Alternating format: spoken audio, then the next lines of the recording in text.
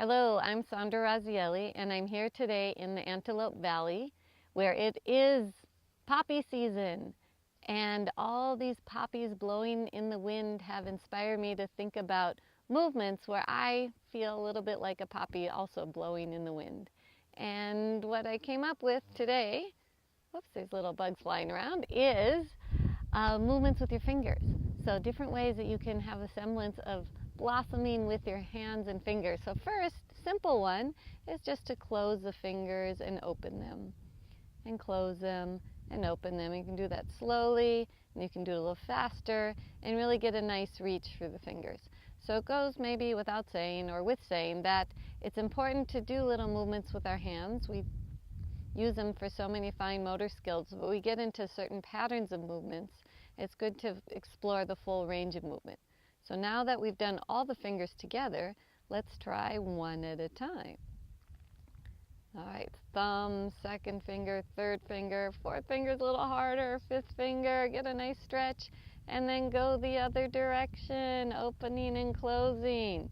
So maybe some of you know that the poppies close when the sun begins to set, and they open in the day when the sun shines. So here's opening and closing like the poppies.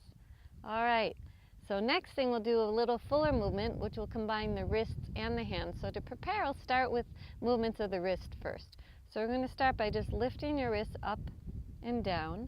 And this is different than what many of us often do when we think we're moving our wrists. What I'm suggesting is you actually move from the wrist as the initiator of the movement, not the fingers. You go back up and down a few times, getting a full range of movement. Also gives a nice stretch on the forearms. And then go a little side to side. This movement's a little smaller, just going side to side.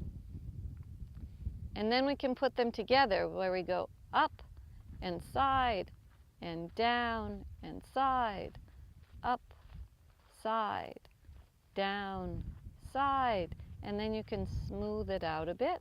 Notice again, I'm really encouraging the movement to come from the wrist, not the hand, not the fist. So we went one way, let's go the other way. Up, in first, in, down, and out. Up, in, down, out, and then turn that into a circle. Okay, so now that we've got the wrist circling, let's add the fingers and the two directions of the wrists at the same time, where we're going to create figure eights. So it looks like this. Start with your index finger and close it up. Turn the palm up. Open up the fingers, blossoming, wrap them around.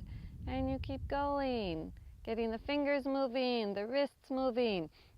A little more challenging is to take it a little bit further away from the center of your body in different directions. So you can really maybe feel like the poppy is blowing in the wind. And then you can go the opposite direction. Start with the pinky finger.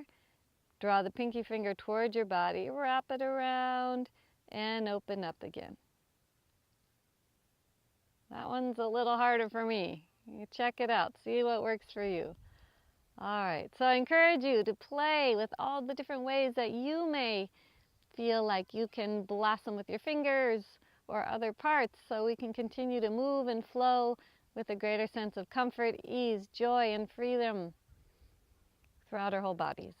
So I'm Sandra Razielli. You can find more at raziyoga.com. Thanks for watching.